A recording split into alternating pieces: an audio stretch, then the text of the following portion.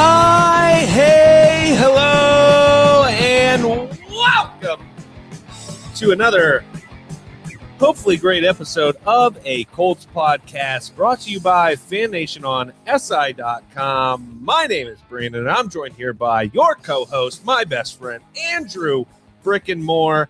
How the hell are you, brother? Man, it's been a while. 2-week hiatus for us, but I'm feeling good. Got to spend the 4th of July celebrating the greatest country in the history of the world out on the lake with my fiance and her family. Coming back, now I'm ready to preview some Colts football. It's training camp less than 3 weeks away, believe it or not. How you doing, man? That is a loaded question. I think the last time we had an episode, I was quite stressed. I had a lot going on before buying my home.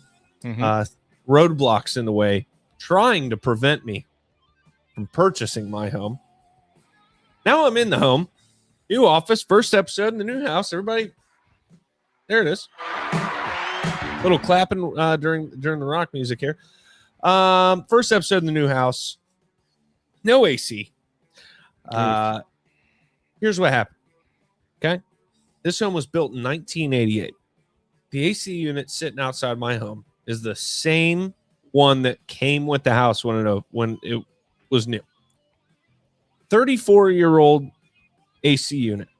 It made it 34 years. Had a good run. Gives up 3 days after I close on this house. Not great. Unbelievable. I mean, just the worst luck of all time. Hello, Stats Matt. Welcome back. It has been forever. 2 weeks. We're going to have an episode last week, and my life was in shambles. Could not do that. Hello, Kyle Adams as well. Don't know you, but glad you're here. Anywho, Andrew, as you said, camp's a mere 3 weeks away. We need to start talking about stuff leading up to said camp.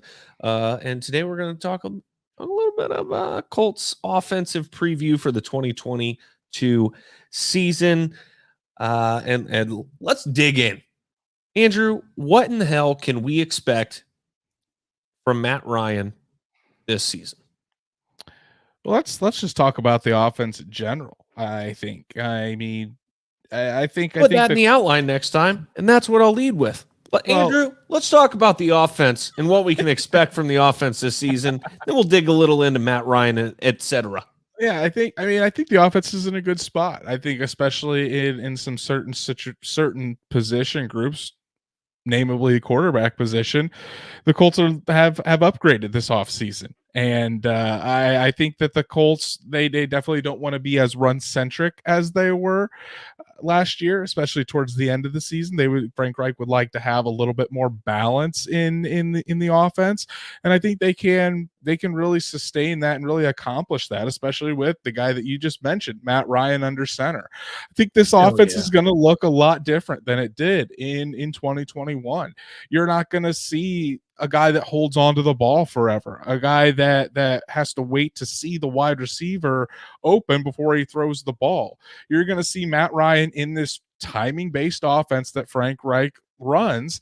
The ball's going to come out quick, it's going to come out on time, and it's going to come out accurately into those wide receivers' hands or the running backs' hands, whoever, so they can catch the ball, turn up field, and get some yards after the catch, something that Frank Reich really likes to utilize in this offense, and he wasn't able to do so in 2021. So I think the whole paradigm of this offense is going to shift. It's going to be maybe not as many deep shots, although Matt Ryan is still one of the best deep throwers of the football in the National Football League.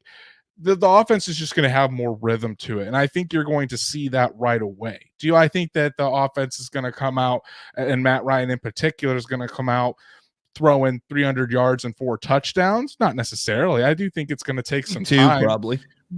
Week 2. I do think it's going to take some time for him to get used to his new teammates, but I think the offense, and Frank Reich spoke to this before they broke for the summer, the offense is going to be more of a well-oiled machine rather than the roller coaster that it was last year with Carson Wentz under center. I love it when Andrew just, talks about the whole subject in one breath. No back and forth, no conversational etiquette. I mean, just absolutely unbelievable.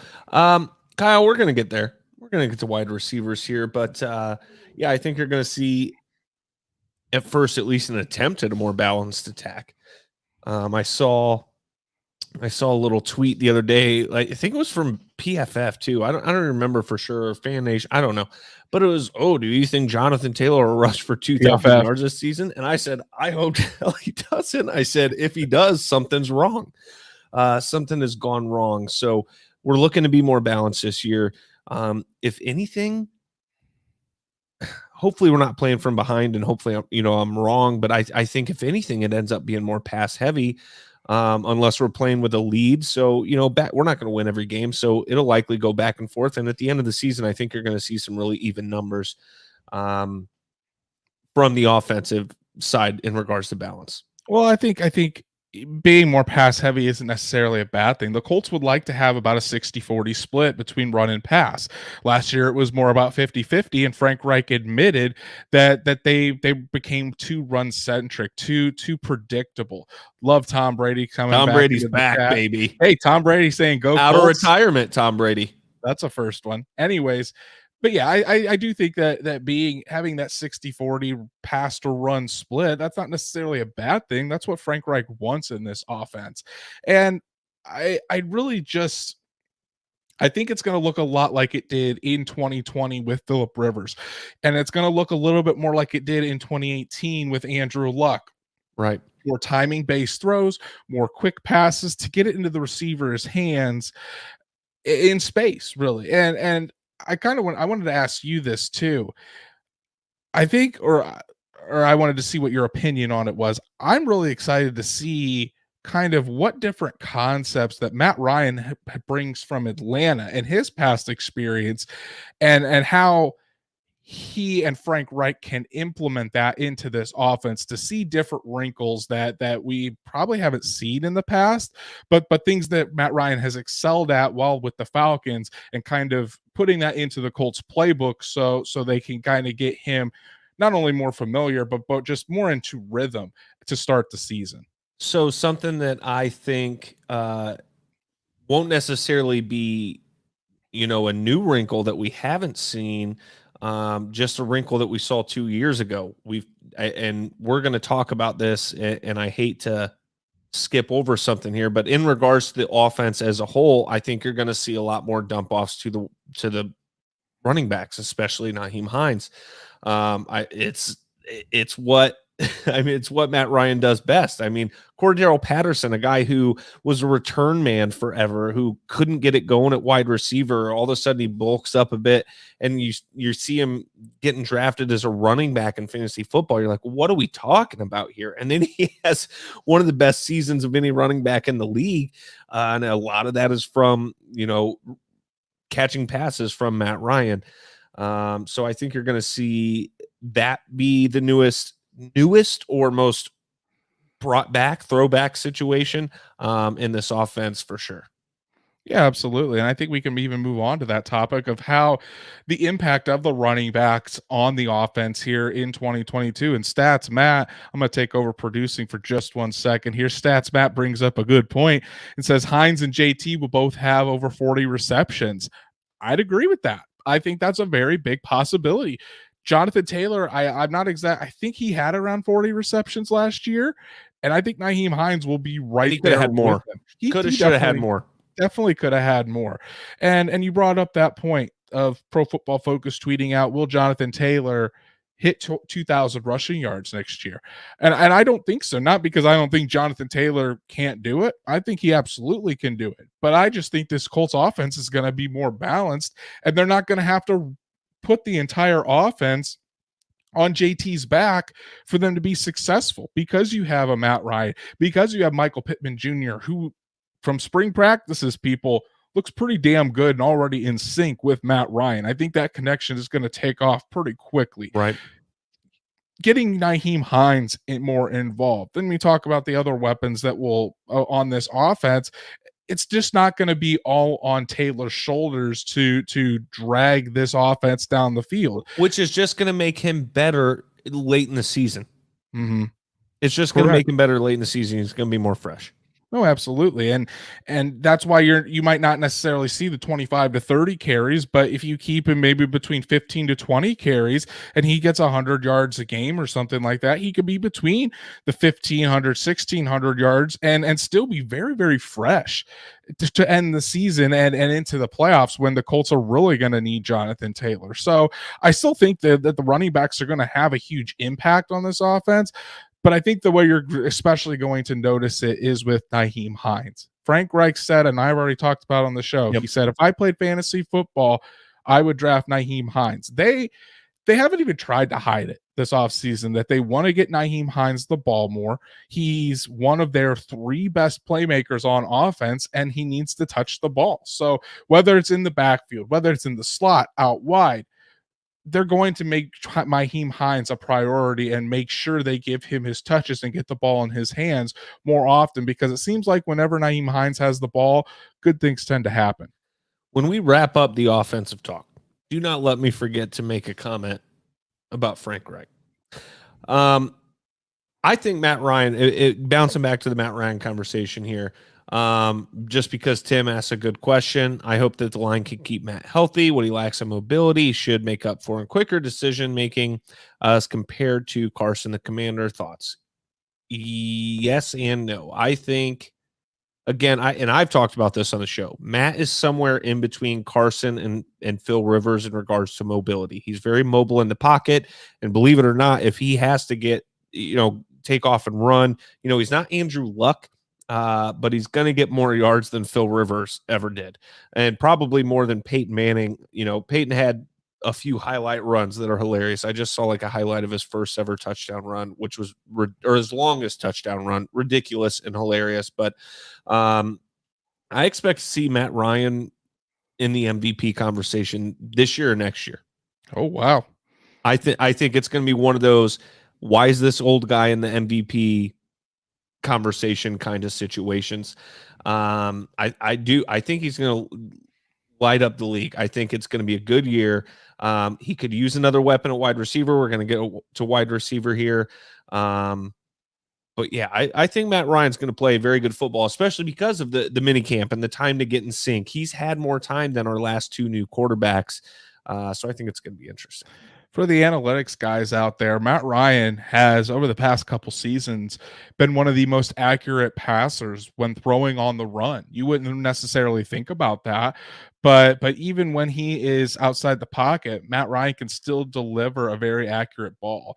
And when we're talking about mobility here, we're not talking about the Lamar Jackson, the Kyler Murray type of mobility, the scramble around guy. Just ability not to get sacked. We're talking about the Tom Brady type of mobility. And when we say that, Tom Brady has become an artist at being able to just make those tiny little moves, tiny little shifts in the pocket to be able to shake off defenders, to give him another half a second or a second even, so that way he can find his receiver down the field. And that's what Matt Ryan does. He's not a statue back there in the pocket where he can't make those lateral movements or step up quickly in the pocket or shake off a defender. He's able to do that and then deliver an accurate ball down the field. So that's where I think we're going to see that difference in mobility. Is he's not going to take off and run like Carson Wentz, but he's going to be able to make those moves and still make those quick, accurate decisions there in the pocket. And to just my touch on Taylor and Hines, I do think both. I love the numbers that Matt and you are throwing out. Drake has joined the building. He's calling for 80 plus catches for Hines. I mean, because he will have situations where he's lined up at receiver with JT in the backfield. That's a great point to make. So 80 is a possibility. I don't think we're going to be looking at 80 for JT. I don't think 80 catches for Hines, but it wouldn't surprise me if he was second on the team in catches behind Pittman. I could see him. I could see him getting into the 60s and being the second leading receiver as far as catches for the Colts this season.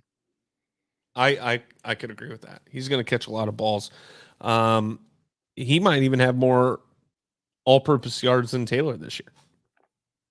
Man, I don't know about that. Just because of the catching. There's going to be, like I said, there's going to be situations he's on the field at the same time as JT. He's going to catch balls. where JT's being used as a decoy for runs. But it's all going to depend on it would take a lot of yards for Hines to do that, because while all-purpose yards, I mean, Jonathan Taylor can get 1,500 yards rushing alone. That's fair. Nyheim Hines, I don't think he's ever had a season where he's above 700 in all-purpose yards. So he hits 1,000 this year. Let's say that he hits 1,000 yards this year, possibly, probably. All right, you ready for wide receivers? Let's do it. All right, wide receivers. Andrew, the young wide receivers, can they step up? And not only, and you had this in the notes, right? Is can they step up next to Pittman? Can we get a true number two? But can they be effective enough to make Michael Pittman Jr. more effective? Because if he has somebody to take a little attention off of him, I think he does more damage as well. I don't think there's going to be necessarily one person that can take attention off of Pittman, like say like a Marvin Harrison and Reggie Wayne type situation. I think it's going to have to be by committee. I think it's going to have to be, while you can't shift all of your attention to Michael Pittman because of the way Frank Reich can scheme guys like Paris Campbell or Alec Pierce open, if you are just focusing all on Pittman's side. I think the young Colts wide receivers have the potential to do that. I really liked what Alec Pierce did in spring practices. He showed what the Colts kind of drafted him to be, is that guy that can go up and get the ball, a guy that's got the definite speed and the quick release to be that Z wide receiver opposite of Pittman. And I wouldn't be surprised. While I don't think it's set in stone yet, I think Alec Pierce is still going to have to earn his snaps to be that starting wide receiver on the outside. I don't think it's going to take long. And that's because the Colts coaches have really been working hard with Alec Pierce and really trying to catch him up to speed with the playbook as quickly as they possibly can. And Alec Pierce is a smart kid. He graduated as I think he was an engineering major. I'd have to look at that again, but he graduated in 3.5 years on a program that normally takes close to 5 to complete. So the kid's smart. He can get these things down quickly. But if the Colts coaches like Reggie Wayne and Marcus Brady, the offensive coordinator, are really spending that extra time with Alec Pierce to get the playbook down and get him fully immersed in this offense, that shows they have a lot of number one, a lot of confidence in this kid, and number two, they've got big plans for him in this offense. They want to be able to utilize him as quickly as possible. So I think Alec Pierce, if there's anybody that can step up, I think it can be Alec Pierce, even though he is a rookie, and I think the Colts are counting on that. So I want to say, to the question, which wide receiver do you think has the biggest impact outside of MPJ? I want to say Paris Campbell. I want to take a flyer and say Paris, because we need him to be that guy, right? Or we don't necessarily need it, but we'd love for it to happen. But I think Alec Pierce ends up being that guy. And then there's still this question, right, that Kyle Adams brings up. Do we have what we need at wide receiver? Do you think we bring back TY? But another guy floating around out there still is Julio Jones.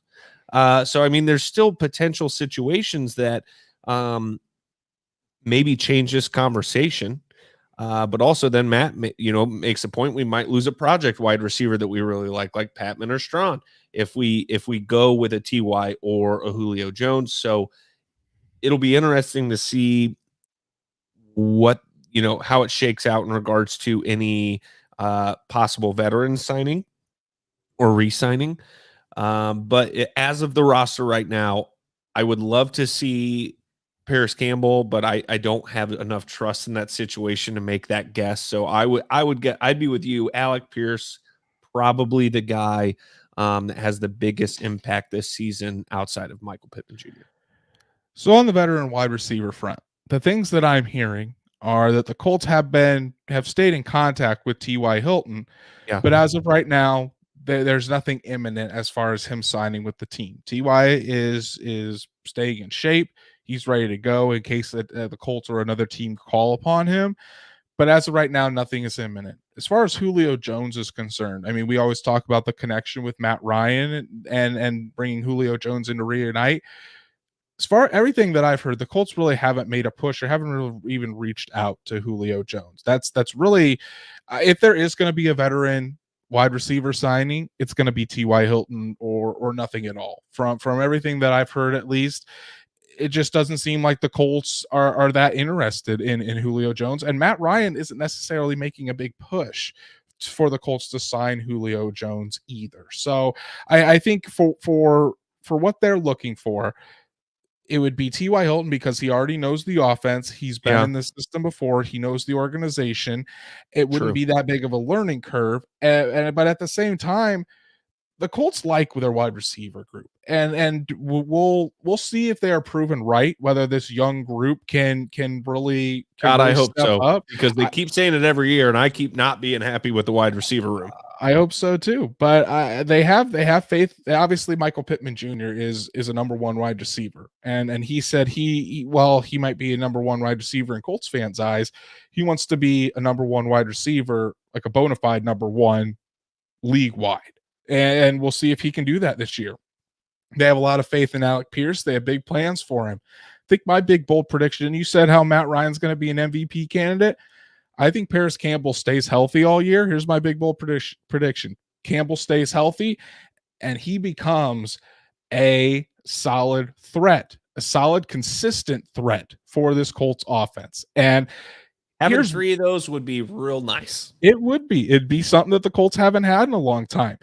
But here's the thing. If Paris Campbell can stay healthy, I mean, the Colts still believe in him. Frank Reich and Chris Ballard said all offseason that they still believe in Campbell's talent. And that, how many times have I said it? Ad nauseum. The talent isn't the question with Paris Campbell. It's if he can stay healthy. Paris Campbell practiced solely with the number one offense in spring camp. That means when Paris Campbell is healthy, he's going to be the Colts slot receiver. There really isn't a question about that. They rotated in some guys like Ashton Doolin, Alec Pierce, Desmond Patman at the other one. We rotate guys around in every position. But Paris Campbell practiced solely with the first team offense. The only other wide receiver to do that was Michael Pittman Jr. That means the Colts want Campbell to be involved, and they know his talent. His talent is worthy of a starting spot. So my bold prediction is I believe in Campbell. From what I've seen, from the freak injuries, this is the year that it happens. He finally stays healthy, and that he becomes a consistent threat for this Colts offense. All right. Andrew, your Paris Campbell prediction is officially timestamped. Yeah, I ought to throw a stream marker in here and just to make sure we know. We had interns, we could make that into a TikTok. Maybe I can. Yeah, still looking for a intern, unpaid position, but a lot of fun. Yeah, let's move on from wide receiver battle amongst young tight ends, Andrew. It's going to be interesting in camp. We already know Mo Alley-Cox is taking over that Jack Doyle role as the number one tight end. He's going to assume more of the blocking responsibility, but also kind of be probably that security blanket. He's going to be the tight end that's out there the most. I think Mo Alley-Cox has earned that. I mean, over the years, he's just consistently gotten better and better. And I think at this point, now we can finally see how Mo Alley-Cox can be in a bigger role. But the battle is going to be for that second tight end spot, because it's not Kylan Granson's to lose. Kylan Granson is going to have to go out there and earn it. Jelani Woods was drafted in the 3rd round for a reason. The Colts are very high on Jelani Woods, not only as his ability bigger too. 6'7", 260 pounds, runs a 4.6 40. That's a guy that keeps defensive coordinators up at night. And it's not only his ability to in the passing game, but they believe Jelani Woods can be a pretty damn good blocker as well. And what was one of the main reasons Kylan Granson didn't see the field a lot last year? It's because Jack Doyle and Mo Alley-Cox were better blockers. Exactly. So, but how much more did we run the ball last year? Exactly. And then it was a more run-centric team. However, when you have a guy like Jelani Woods who possesses that receiving ability, because I think he's a more natural pass catcher than Mo Alley-Cox is. So he can really compete with Kylen Granson for that move tight end role. And if Granson doesn't step up and doesn't prove that he can be a threat down the field or down the seam, I don't think Frank Reich is going to have any problems with sticking Jelani Woods in there and giving Jelani Woods some snaps. And I'm sure Matt Ryan would like to see another big tight end like that in the red zone or even just down the seam for him to get some chunk plays like Jelani Woods. Trying to think, did Matt Ryan play with? Am I getting my red teams mixed up? Anthony Gonzalez played with Matt Ryan, didn't he? Tony Gonzalez. Tony? Anthony Gonzalez was a Colts wide receiver. Tony Gonzalez, correct. Played with Matt Ryan. He's had some good tight ends. I mean, Tony Gonzalez was Algie Crumpler, if we're going way back in the day, and then obviously Kyle Pitts, now the tight end for the Falcons. So Matt Ryan likes to use his tight ends, and especially if they're big guys with a huge catch radius like Jelani Woods presents. If I had to make my prediction right now, I think Jelani Woods could possibly take over that spot from Kylen Granson. I don't know if it'll be to begin the season, but I think as the season goes along, you're going to see Jelani Woods featured more and more in this offense. So Kylen Granson better take off. Otherwise, I think there's going to be a big number 80 coming for his spot. All right, and the offensive line, Andrew. Do we real quick? What? Kyle Stewart says, am I the only one that is hyped to see what Ogletree might be with a couple years of development? Now, Ogletree was the tight end that the Colts drafted in the 6th round, and he did impress in spring practices. Do I think he is there yet to contribute right away? Probably not. But the Colts he's a former wide receiver turned tight end, so he can make some plays in the passing game. I still think he's a little bit ways away, and he'll probably have to start on special teams, but he's an interesting developmental prospect to watch. Offensive line. Andrew, last year was not, even though somehow, some way, Jonathan Taylor had the season he had because he's amazing. He's incredible. The offensive line had a better year in run blocking than they did pass blocking, but they're known to be dominant in both. Do we bounce back this year on the offensive line? I think the Colts definitely take a step forward with their offensive line play. I think number one, I don't think the injuries are going to plague them like it did last year. I mean, Ryan Kelly missing multiple games, not only with injuries, but with the personal tragedy that he had to go through. Quentin Nelson having injuries from training camp on, even before training camp when he had his back surgeries all through the season with the foot and the ankle. Braden Smith with his injuries. I mean, Eric Fisher, who's not even here, him coming back from an Achilles. This offensive line is just a healthier unit heading into 2022. And I think that's going to be big, especially for those two guys in the middle with Nelson and Kelly really leading the entire charge. I think that's going to be the first key. But the second key is, I think just playing more together as a unit. You're not going to have guys shifting in and out of the lineup like Fisher and Matt Pryor and Mark Lewinsky and Chris Reed. You should have a solid starting five that can become a cohesive unit and really play together. And then I think lastly, it's just going to be Matt Ryan being able to get the ball out quicker. That's going to help the offensive line tremendously rather than having to block so long like they did with Carson Wentz. Only 4 guards on the roster right now. Quentin Nelson, Danny Pinter, Will Fries, and Josh Seltzner. Josh, I thought there was one other guard, or there was a tackle guard combo. Well, Will Fries is a tackle guard combo according to Colts.com. Yeah. Maybe it's further down under tackle. No, I don't see anything. I thought Josh Sutton was a tackle for the Colts. Could be wrong, or a guard, excuse me, but not seeing him. I just think the Colts offensive line is better set to succeed. And then I'm asking about the depth in regards to that guard position. I think it's fine. I think they have Danny Pinter can play, or Danny Pinter is probably going to be the starter at right guard. I've seen some people say that Will Fries could compete with that. mean, possibly, but the Colts are really high on Danny Pinter. And I think Will Fries is really going to have to step up if he wants a chance to beat out Pinter. But you Yeah. got Will Fries in there. You've got Spriggs. Bernard Spriggs. Spriggs can play guard in there. Jason Spriggs. And then I think Bernard Raymond could even play some interior along the offensive line if need be. So I think they're pretty set at depth along the interior. So, not in your opinion, much of a competition at right guard. What about left tackle? Left tackle's interesting. I think to start the season, I definitely think Matt Pryor is probably going to be the left tackle. Do I think Yep. Bernard Raymond can?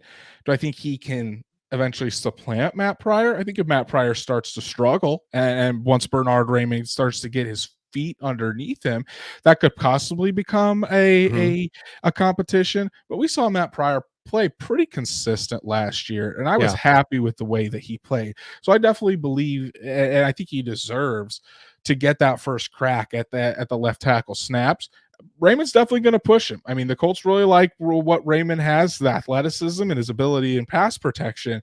But I think Matt Pryor should be able to hold up. But if not, I'm excited to see what Raymond can do in camp and through the preseason. I think the offensive line has a, like you said, because I think there's going to be less discrepancy between who's starting where.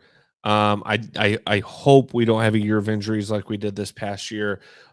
Somewhere in between last year and what was that, the year before that, where we had no injuries on the offensive line, or the year before that, maybe somewhere in between there would be great. I'd be fine with that. Quentin Nelson, hopefully he can stay healthy this year. That back has been an issue pretty regularly. So we'll see on that. But I think a step forward is a realistic, not just optimistic expectation. Nelson can normally play through his back spasms. He's done it his whole career. Last year, I think it was just the foot and the ankle and not allowing that ankle to fully rest and get healthy. That's what held him back. But from last time we heard from him before the Colts broke for the summer, he said he felt as healthy as he's ever been in an offseason, didn't have any offseason surgeries. So hopefully that will continue throughout the year and we won't have to listen or talk about any Quentin Nelson injuries. Any predictions on who gets a big man touchdown this year? Kyle Stewart says. Hey, Bernard Raymond played some tight end at Central Michigan. He comes in as that extra offensive lineman, little play action fake to JT and throw it over the top to the 6'7" Raymond. Could see it. I'll just go with Andrew on that one, to be completely honest. Overall feel for the offense heading into the season. I'll go first, Andrew. Do it. Frank Reich has nowhere to run, nowhere to hide, no excuses this year. Matt Ryan's too good. Jonathan Taylor's too good. The wide receiver unit could be better, but you know what? It's not all on him, but he plays a part and hey, Chris, I need another wide receiver. If he needed another wide receiver, if he thought he needed one, Ballard probably makes that happen somehow, some way. It's not the case. Nowhere to run, nowhere to hide. He needs to keep defenses off balance this year with an amazing run game and using the passing game effectively to keep teams off balance, because I think this offense on paper is too good to suck. So if they do, there's no one to blame but Frank Reich. Yeah, I think this 2022 Colts offense is the best I've felt about a Colts offense in at least a couple of years. I think Matt Ryan's the best quarterback the Colts have had since Andrew Luck. Yep. Jonathan Taylor is an MVP candidate and best running back we've had since Edgerrin James. And could take it to the house every time he's got the ball. The biggest question on this team is just that young wide receiver core and if they can step up and come into their own. And I think if Paris Campbell can stay healthy and really become that consistent threat, and the Colts can use him how Frank Reich has wanted to use him for 3-4 years now. Alec Pierce doesn't take too long to acclimate to the NFL game. I think the Colts could have a pretty scary offense this year and be in that top 5 to 10 conversation of best offenses in the league. I really believe that. We'll talk about it We'll talk about it, Kyle. Defense should give the offense plenty of opportunity. We'll talk about defense next week, but I'll give you a little preview right now. I don't feel as great about the defense for some reason this year as I have years past. Maybe I need to be pessimistic about one side of the football, and I expect so highly of the offense. Maybe that's why. But yeah, Tom Mill, I hate the winter, so that's not a bad thought. Wish it started later in September, but by September I'm ready. So also not mad about that. All right. Okay. Well, I thought I saw something that said John Fox passed away. I was like, geez. Other Colts news. Jeez. Colts announce training camp schedule. It's going to be the 4th year at Grand Park in Westfield. First practice July 27th. Less than 3 weeks away, July 27th, and I'll be there. So Jake and I will be down there covering Colts Our new camp. boss. Our new editor at Horseshoe Huddle. Shout out to Jake. But yeah, we'll be down there. The Colts were nice enough to give me media credentials, so I'll be at as many practices as I can make. Thanks to Matt Conti for that. But big name. Yeah, I'll try to be as many practices as I can, getting inside information, getting those interviews for you guys, telling you everything I see at camp and who's standing out. So I'm excited. And most practices will range from 12 to 1:30. That seems wildly short. I mean, they're hot practices, man. Middle of the summer. Don't want to keep them out there for 2.5 hours. Just run the team dead in 95-degree heat. That's enough time to get some work in. I have phone calls at work that last longer than that. God, I would hate your job. Yeah, it's terrible. We do have an insider this year, Stats Matt. Thank you for recognizing Andrew there. 2 weekend practices on the 30th of July and the 7th of August. Only one night practice, July the 30th of that weekend practice. That's my birthday, and unfortunately, I won't be there because I will be at a wedding on the fiance side of the family. But hey, maybe Brandon will want to go that weekend and you just catch a night pass. practice. Just give me that pass, and I will go check it out. Maybe I'll go down there. I have a wedding as well. What wedding are you going to? My fiance's cousin down in Indy. No, damn, different wedding. Yeah, Paige actually said, "Are you sure we can go? That's Andrew's birthday." I said, "Weddings happen once. Andrew has a birthday every year. We'll wait till the 30th to make sure to block that one off." Danny did buy us NASCAR tickets for the very next day in Indy. Brickyard? So that's Brickyard. That's my birthday present. Pretty excited about that one. That's fun. Maybe we'll get some tickets. Come on down. Joint practice with the Lions on August 17th and 18th. I'm gonna have to wear some knee pads on those days. Don't want to have Aiden Hutchinson biting my kneecap off. Come on out, blowing. You don't need your knee blown out, for God's sake. Last practice of training camp will be August the 25th. Got a total number of practices there, Andrew? I thought it was 16 altogether, if I remember correctly. But yeah, I think it's going to be exciting. Obviously, the joint practices are going to be the highlights of camp. Seeing how the Colts match up against, I mean, not only the Lions, but just for the players to be able to go up against somebody else rather than their teammates. So it's gonna be fun to watch, especially to see how Jonathan Taylor and Michael Pittman were last year in those joint practices. I think they're gonna be looking to hit some people again. Nomadic Brian says marriage is a 3-ring circus: engagement ring, wedding ring, suffering. Hilarious. Wonderful thing to say to two men who are getting married this fall. Our fiancés will probably love that. Former Colts defensive tackle and Fox analyst Tony Goose Siragusa passed away.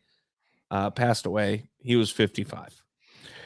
Goose was always, I mean, he was with the Colts a little bit before our time, I think, in the 90s, before we were children. So, but it was always fun to watch him on Fox as that sideline analyst. He always brought a fun energy to the game, and I remember him very, very fondly from those days. So pretty sad. He was very young. So prayers to Goose and his family. That happened a couple weeks ago, but when we were gone, but still definitely wanted to mention it today.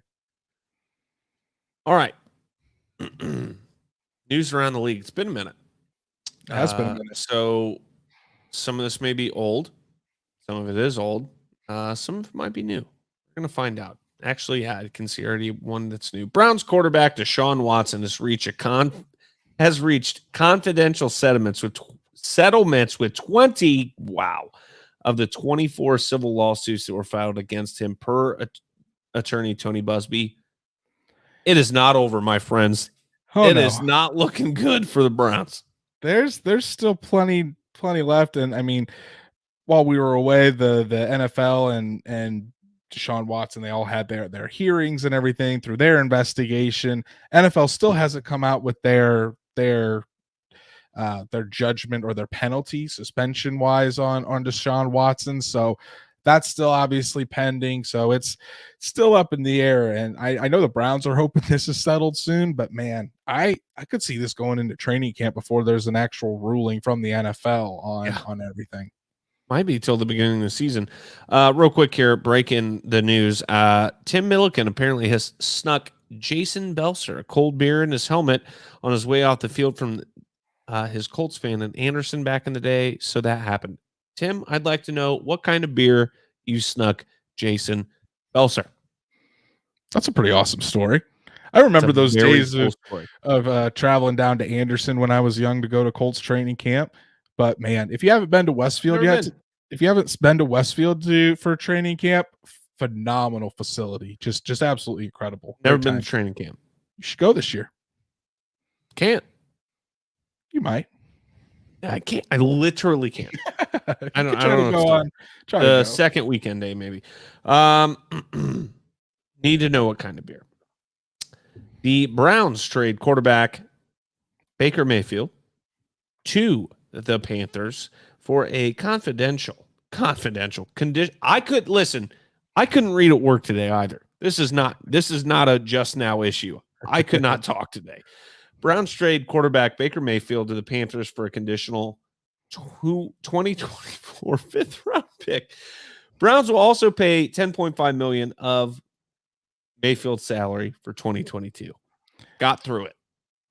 Finally got done. Baker Mayfield no longer with the Browns. He moves on to the Panthers. It's hilarious that the Panthers now have the first and third overall picks from the 2018 draft in Baker Mayfield and Sam Darnold. So it's pretty crazy that the Browns are, I mean, they had to pay that much of his salary just to basically give him away. And Browns and Panthers play week 1. Do you think Baker Mayfield wins the starting job over Sam Darnold?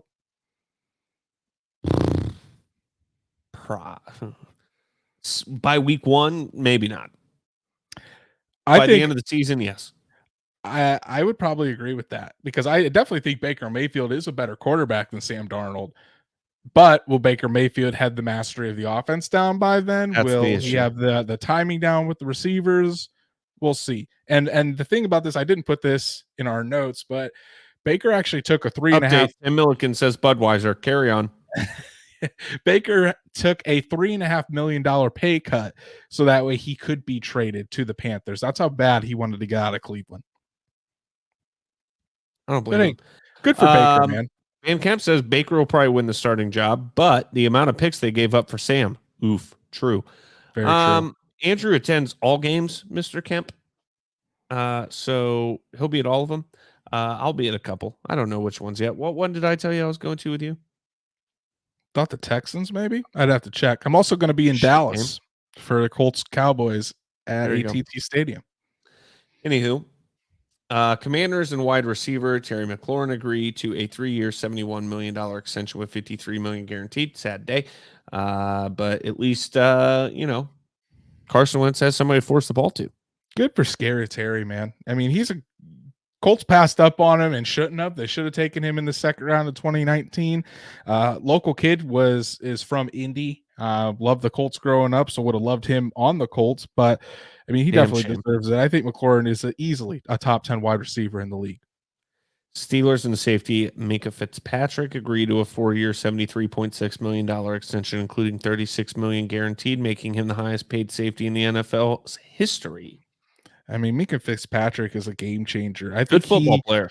very good. I mean, he was a great football player with the Dolphins. How long till Jamal Adams is bitching that he wants an extension in a race?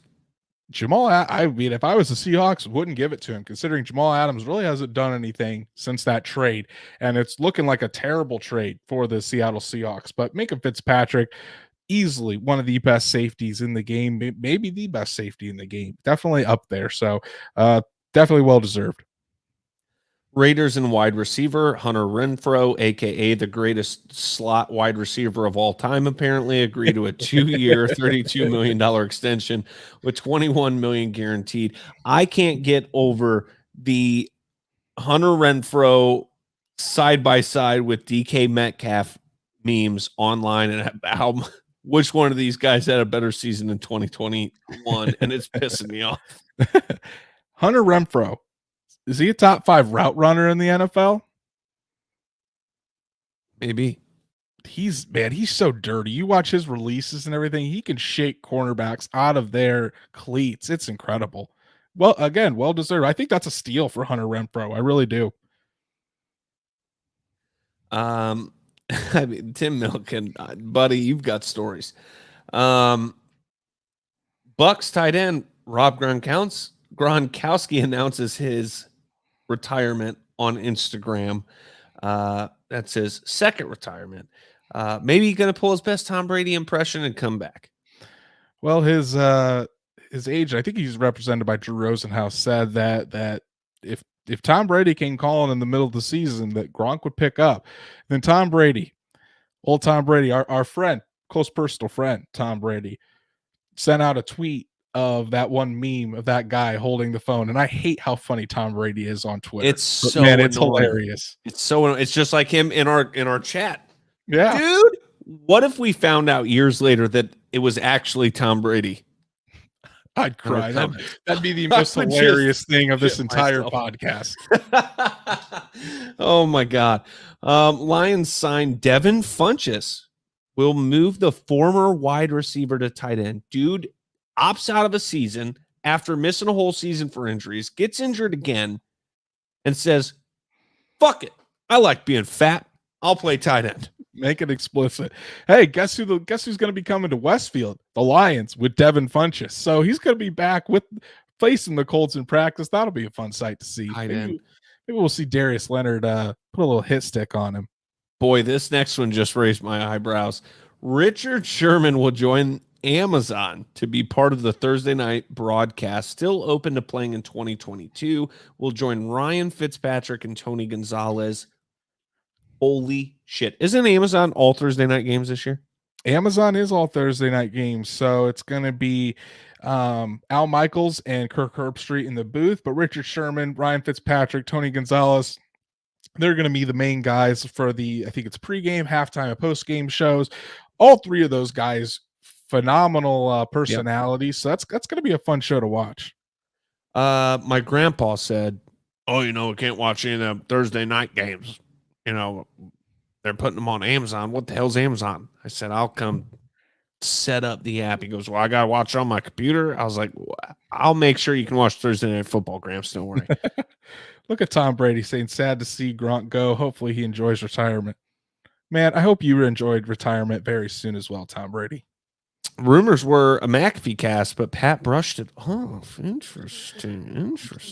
Pat's getting paid $30 million from FanDuel, and then he's got the WWE deal. Yeah, true. Here's who will get Sunday Night Football or NFL Sunday ticket rights: Disney Plus, Apple TV, or Amazon Prime. False. None of the above. I pray to God. I do want one of those streaming sites to get it because the NFL's apps blow, but if the NFL has half a brain, they'll stream it themselves.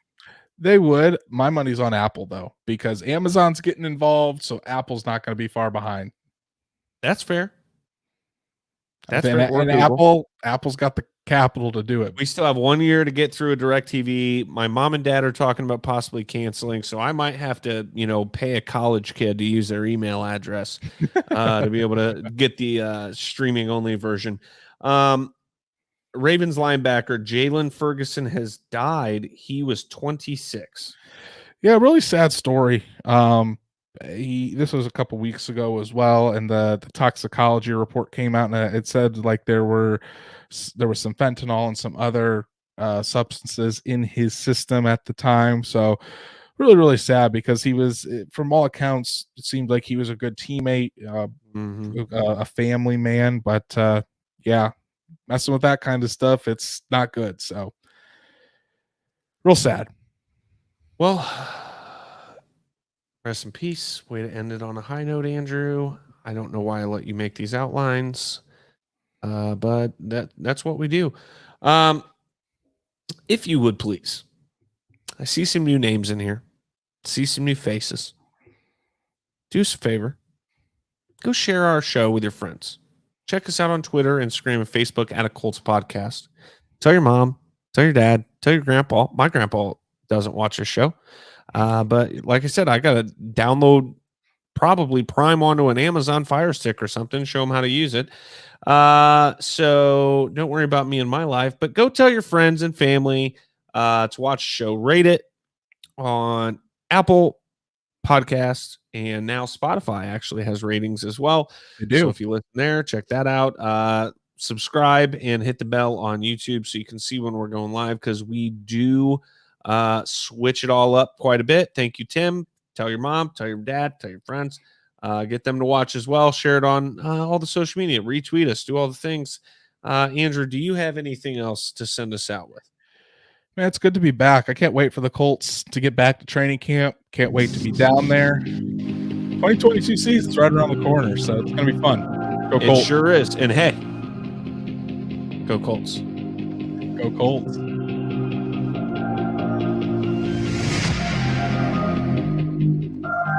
Let this moment become a cherished memory.